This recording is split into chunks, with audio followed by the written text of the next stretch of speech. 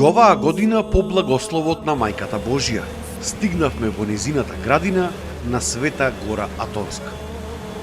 Но за разлика од претходните патувања, ова го започнав малку поинаку. Пред да ја посетиме Света Гора, одделивме еден ден за посета на два други значајни монашки центри во Грција. Женскиот манастир посветен на Свети Јован Богослов во селото Суроти, каде што се наоѓа гробот на сега надалеку познатиот старец Пајси, и манастирот Ормилија, кој што се наоѓа во близина на вториот крак на Халкидики. Најголемиот женски манастир во Грција, а и воопшто еден од неколкуте најголеми женски манастири воопшто во православниот свет, каде што во моментов има над 110 монахини. Прво го посетивме манастирот кај Суроти. Тој отвора секој ден од 10 до 13 часот во вторник и четврток, а попладнето е отворен за посетители од 16 до 18 часот во зимскиот период, а во летниот период од 10 до 13 часот, а потоа повторно од 17 до 19 часот во вторник и четврток. Манастирот воопшто ниту во лето, ниту во зима не е отворен во понеделник, во среда и во петок. Во сабота посетителите може да дојдат тука од 10 до 15 часот во зимскиот и во летниот период. Во недела истиот е отворен за посетители во зимскиот период од 11 до 13 часот и потоа од 16 до 18 часот, а во летниот период од 11 до 13 часот, а потоа манастирските порти се отвораат за посетителите од 17 до 19 часот. За да ја избегнете огромната гужва, ви препорачувам да стигнете порано. Ние тука стигнавме во 7 часот утрината, а веќе паркингот пред манастирскиот имот започна да се полни со возила од цела Грција и сите останати православни држави – Србија, Бугарија, Романија и останати. Стасуваат цели организирани тури со автобуси. Во 10 часот се отвори манастирската порта. И тргнавме од паркингот низ кривулестиот пат, кој што од двете страни е ограден со кипариси. Пред манастирот исто така има голем паркинг и потоа повторно брзање да се стигне помеѓу првите на самиот гроб на старецот Пајси.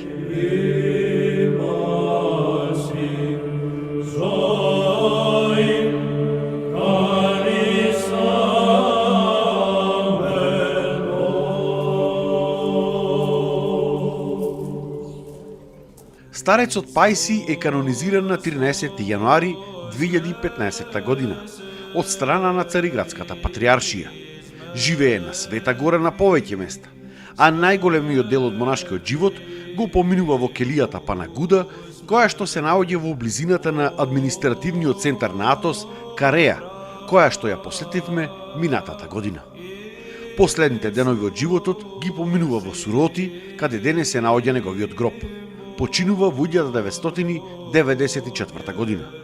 Овој светител има огромно значење за развојот на современото монаштво, а стана особено познат по објавувањето на серијата за неговиот живот насловена "Од Фараса до небото", која што се преведе на повеќе светски јазици. Веднаш потоа тргнавме за Ормилија, докаде што има точно 1 час возење од Суроти. Работи буквално во истите термини кои што ги наведов претходно за манастирот Суроти. Тука гостопримството на сестрите беше огромно. Во дворот има голем број на маси за гости, каде што ве пречекуваат монахињите. На секого му се посветува максимално внимание. На секоја маса доаѓа по една сестра да поседи со вас и да ви раскаже за манастирот. Со странците седи сестра која што го владее англискиот јазик. Како што кажав, има сестри најмногу од Грција, но има и понекои од Србија, Романија, Франција, Германија, па дури има монахини од Сирија. Манастирот е возобновен во 1974 година. Имено тогаш старец Емилијан Симонопетрецки ги напушта манастирите на Метеори поради големата гужва на луѓе, односно манастирот Голем Метеор, и заминува со монашкото братство во манастирот Симоно Петра на Света Гора, каде што има значаен удел во возобновувањето и развојот на монаштвото на Света Гора во 70-тите и 80-тите години на минатиот век. а за своето женско сестринство, кое што тогаш броело 20 на сестри, манастирот Симоно Петра го купува сегашниот манастир Ормилија од светогорскиот манастир Ватопет. Старецот Емилијан потоа тешко се разболува во 1992 година. Се враќа во Ормилија од Света Гора, каде што останува до својата смрт 2019 година. Сестринството ни дозволи да го посетиме и да се поклониме на неговиот гроб, кој што се наоѓа во тремот на главната манастирска црква.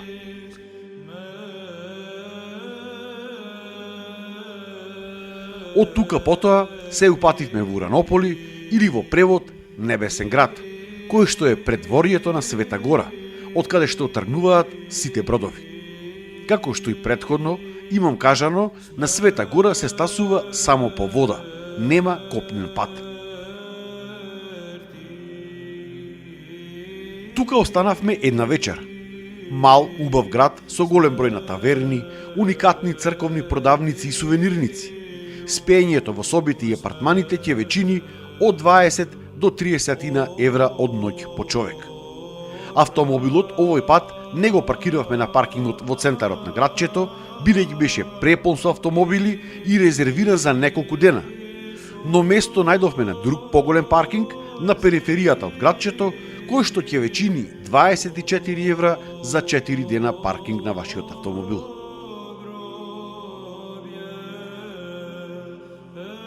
Другиот ден, уште во 5 часот утрината, гужви за да се земе визата или диамонтидисот за Света Гора. И во 6:30 часот тргнавме кон нашата прва дестинација, скитот Света Ана.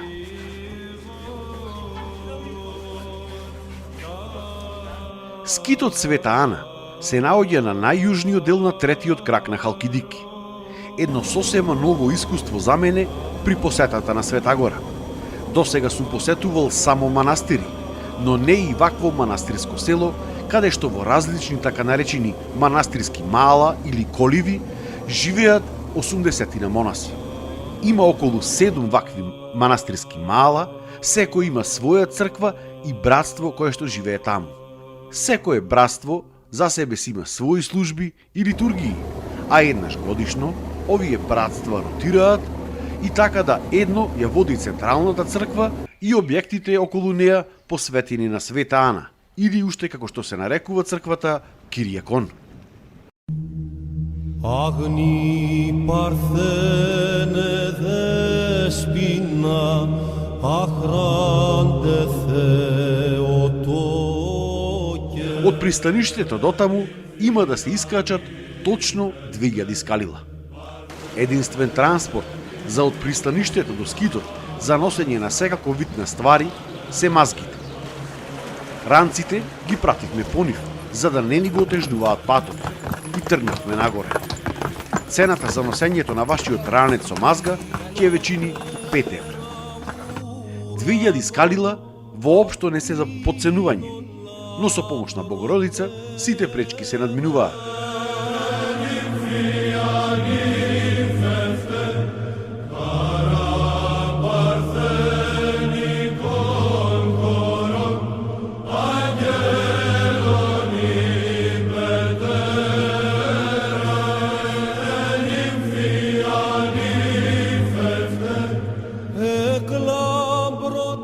За околу 1 час се искачивме до скитот.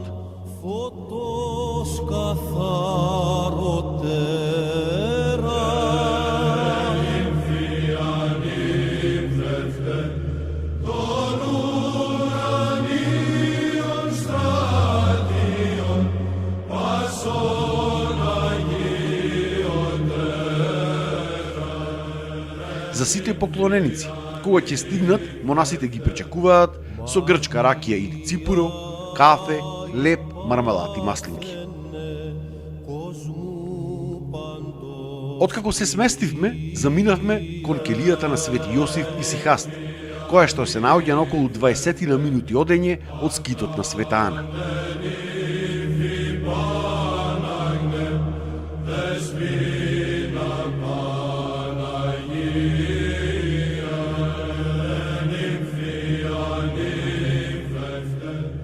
Патеката е дел направена со камени скали, но добар дел е исто така каменест, тесен пат кој што поминува низ шума, а на делови е и доста опасен, движејќи се покрај самата ивица на големи провалии. По 20 на минути пешаčење стигнавме до местото. Во пештерските влавнатини на Карпа е направена една келија за живење со дрвен кревет и еден мал шпорет на дрва во неа.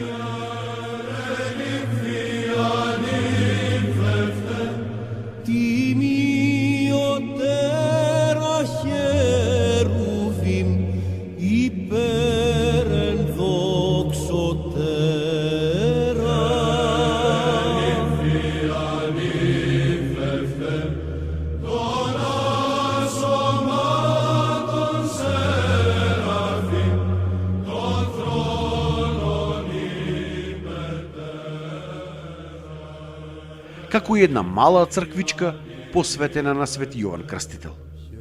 Место каде што се слуша само тишината, тихувањето и можноста да се има бескрајна молитва, без ништо да ви пречи.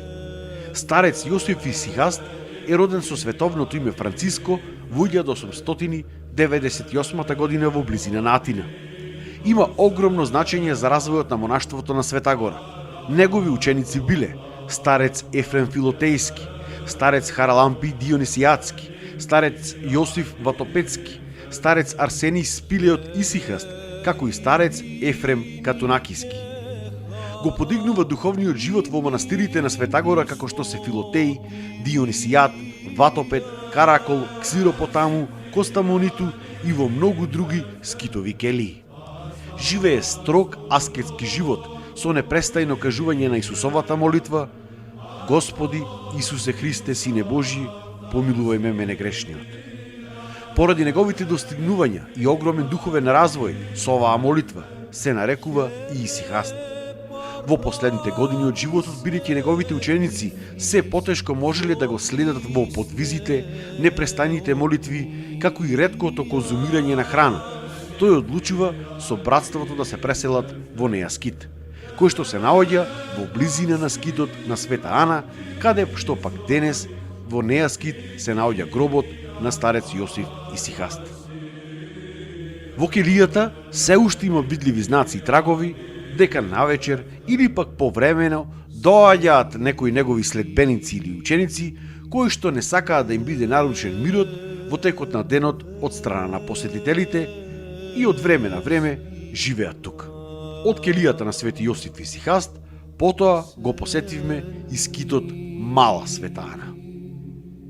Инаку во скитот Света Ана нема вечерни служби за гостите, па може да уживате во прекрасниот поглед на целиот залив помеѓу третиот и вториот крак на Халкидики.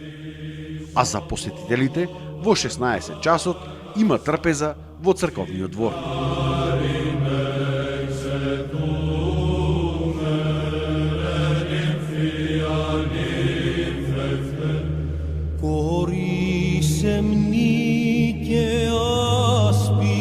Утрината литургијата започна во 5 часот. По незиното завршување и откако се причестивме со светите тајни, тргнавме назад кон пристаништето за да го чекаме бродот кој што требаше да не однеси на нашата втора дестинација, манастирот Ксенофонт. За манастирот Ксенофонт имам пишувано и во втората и третата моја репортажа од Света Гора. Тој е 16-ти поред во Светогорската хиерархија од 20 манастири. Манастирот е посветен на Свети Ѓорѓи и има две цркви, едната помала и постара и другата поголема.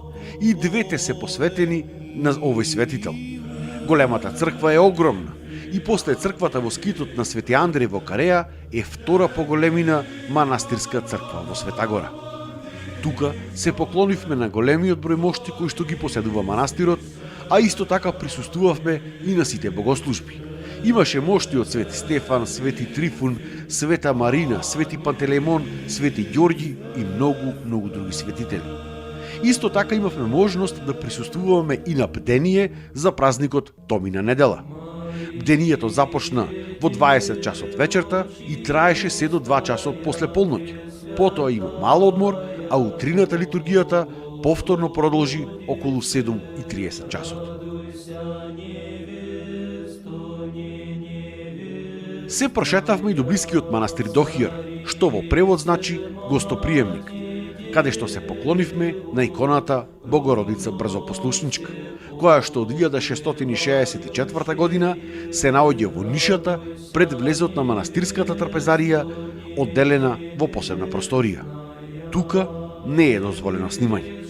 Оваа икона, после иконите на Достојно ест, која што се наоѓа во Протатската црква во Кареја, и иконата Портаитиса, која што се наоѓа во Иверскиот манастир, за кој што исто така може да погледнете во моите претходни репортажи за Света Гора, иконата Богородица Брзопослушничка е трета по ранг чудотворна икона посветена на Богородица на Света Гора.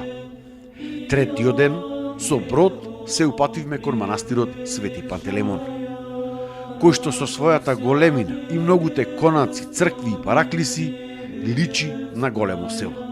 Може би е највелелепниот и најубавиот манастир на цела Света Гора. И свете паче всех свету, радуйся, невесто, не невестная, честнейшая владычице всех небесных воин, радуйся, невесто, не невестная. Типикот во манастирите е скоро секаде ист. Во 17 часот започнува вечерната богослужба, потоа следува трпеза за сите присутни, а по трпезата има поклонување на светите мошти. Интересно е да се напомене дека во манастирите на Света Гора има само по 2 трпези во текот на денот. Едната после утринската литургија, а другата после вечерната богослужба.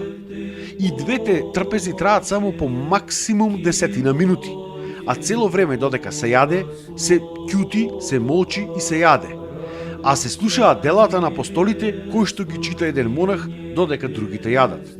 Кога ќе чукне звоното од игуменот на манастирот за 10 минути, трпезата завршува. За тоа дека на Света Гора нема празнословие, зборување во празно, во ниту една работа, и дека тука се слуша само тишината и молитвата, говори оваа чекална за бродови во рускиот манастир Свети Пантелеймон. Бидејќи понекогаш бродовите се чекаат подолго време, ако временските услови не се добри. Во неа седат патниците, но за да не се зборува во празно, тука е тивко, а за сите кои што се тука присутни, се пуштаат аудиокниги.